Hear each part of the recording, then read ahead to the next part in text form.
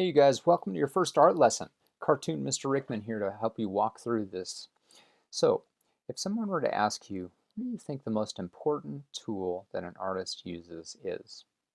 I would argue that the most important tool that an artist uses is a sketchbook.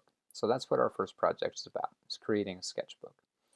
Artists throughout history have used sketchbooks just to test out ideas, and artists go through tons of sketchbooks. They try out different things. You can see sometimes they're messy, most of the times they're messy, and they just try to test out ideas before they start their final project. From Vincent van Gogh to Michelangelo to artists who create cartoons to even people who make products that you use, like Tinker Hatfield, who created the Nike Air Jordans. He started with sketches and sketchbooks, and that's where he tested all of his ideas. And you can see that he'll actually put them up in his studio as they're making these shoes so that he can refer back. Artists who create cartoons that you watch, they start with sketches in a sketchbook. And so here's an example of an artist who created Shrek, pitching his ideas from his sketches.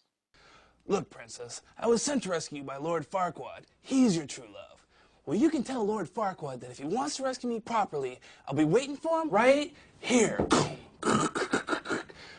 Crackle, crackle, crackle. Whoa! Ah! Woof, woof. You know, you're not making my job any easier. Rumble, rumble, rumble, the ceiling starts to cave in. Your job is not my problem. She goes walking off. Hey, where are you going? Goon, ah! Huff, huff, huff, huff, huff, huff. You must be this tall to enter mine? Hey, Shrek, I don't think this is such a good idea. Get in, donkey. You can find artists who give tours of their sketchbooks, and as you can see, sometimes they're finished and they're nice and they're colorful. Other times they're just black and white and they're just tests. So sometimes you can see what an artist does and tries to practice before they do anything. So we're going to do that same idea. So when you're in class on the first day, I'm going to give you a manila folder, paintbrush, and some primary colors. And I'm going to actually just have you start painting whatever you want. But basically, we're going to be painting just a background. So a lot of you guys, when you're painting, usually you'll try to paint something that is recognizable, a dog or a cat or a tree or sky. With this, we're actually just painting backgrounds. So you can mix colors, you can put down your favorite colors, you can put patterns.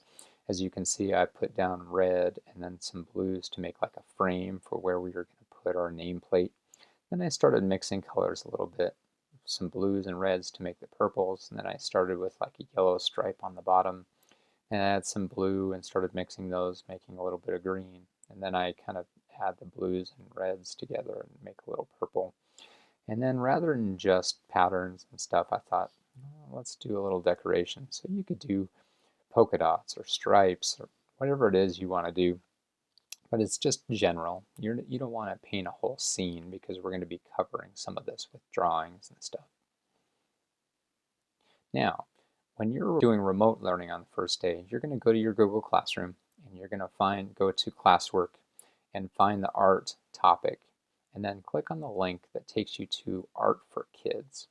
And here on Art for Kids, I want you to just look through all of these amazing different tutorials on teaching you how to draw different things. And you can pick something you're interested in. They have Star Wars stuff and dinosaur stuff. But let's say you love camping, for example. You want to learn how to draw a camper. So you can click on a tutorial, watch that. It'll walk you through, skip through the ads, of course. And it'll walk you through how to actually draw something. You can fast forward, you can pause it, you can rewind it. So learn how to sketch something that you think you'd be interested in that you'll want to put on the back of your sketchbook. And that's what you're going to do in remote learning on day 2. When you're in class on the second day, we're going to go straight to it. I'm going to hand you back your finished painted sketchbook cover, and then we're going to get 10 pieces of plain paper, a clear plastic cover, and then we're going to staple it all together. Finally, we're going to actually take a piece of duct tape, and the duct tape color is going to be based on what grade you're in. Each grade has a different color. So if you're in 5th grade, for example, we'll have purple duct tape. So that way we can look at yours and instantly tell if it's a 5th grader's sketchbook or not.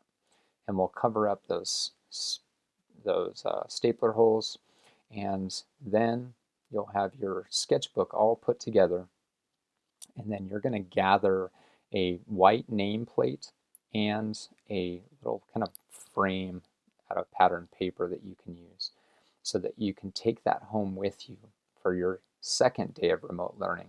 So when you're on your second remote learning day, you're going to take your finished sketchbook, and then you're going to put your first and last name on the nameplate, and you're going to put your teacher's name.